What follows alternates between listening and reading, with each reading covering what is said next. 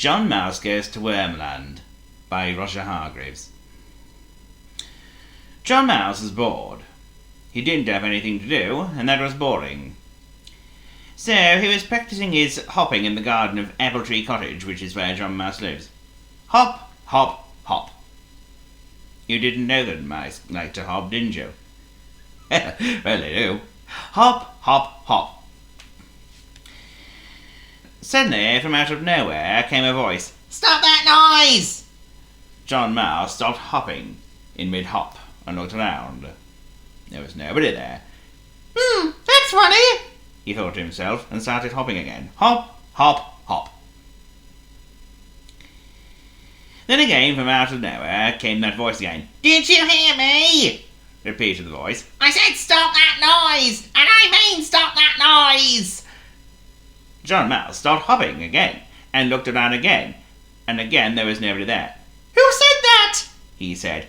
"I did," said the voice, and out of the ground popped a worm, or rather, a worm's head. "Oh, I'm sorry," John Mouse apologised to the worm. "I didn't know you were under there." "Of course I was under there," retorted the worm. "Where else do you think I'd be?" "Yes," said John Mouse, thinking. "Anyway," said the worm, "I'm Ernie Worm. Who are you?" "John," replied John Mouse. "My name's John Mouse." "I can see that," said Ernie Worm. "You won't be called John Cat or John Dog or John Hedgehog with ears like you've got, would you?" "No," said John Mouse, thinking.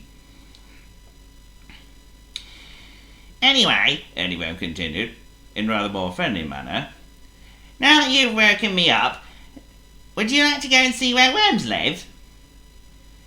"You just live in the ground," replied John.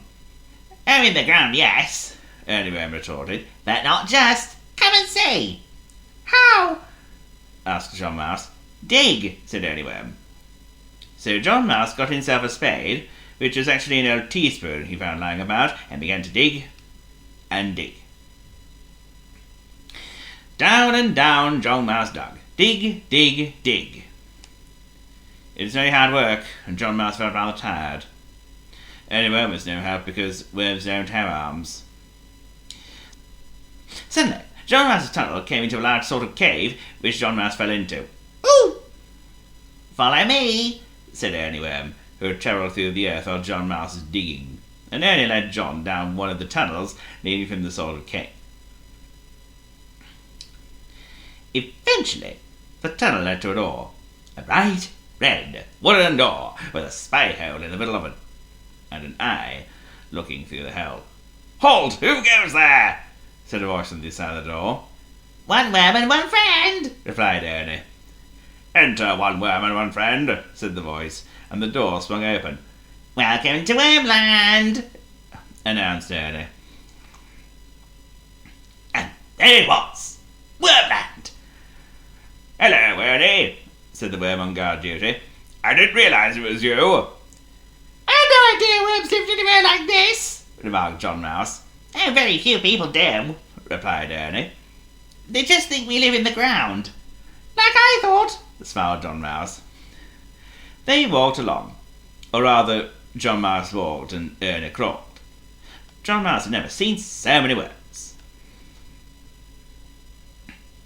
They passed a field where two teams were playing football, or rather, headball. They passed a very rich-looking worm smoking a fat cigar. "That's Sir Rowland Worm, the wealthiest worm in Wormland," whispered Ernie. They went to the town, and on their way they passed a school. The bell had just rung, and all the little boy worms and all the little girl worms were leaving to go home. Eventually they came to the middle of the town. "Does the town have a name?" asked John Mouse. "Yes," replied Ernie. "Wormingham." "Would you like to see the palace?" Ernie Worm asked John Mouse.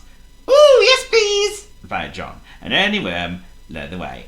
"Perhaps you'll see the king," remarked Ernie Worm, and sure enough, coming out of the palace gates in his golden coach, there he was, the king of Wormland himself. What a day John Mouse had in Wormland! Ernie Worm took him everywhere and showed him everything.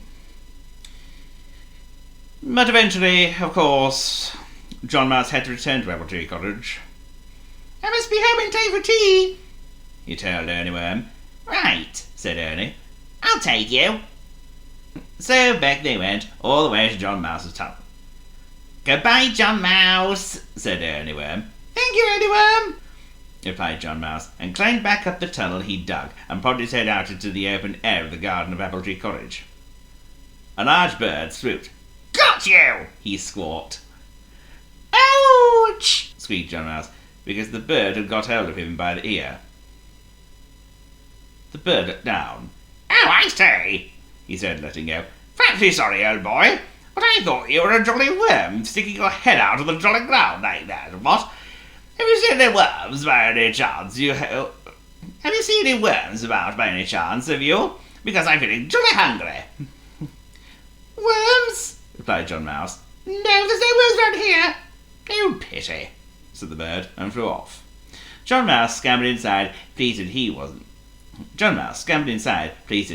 been able to help Ernie Worm. When he arrived inside, the Mouse family were all having tea.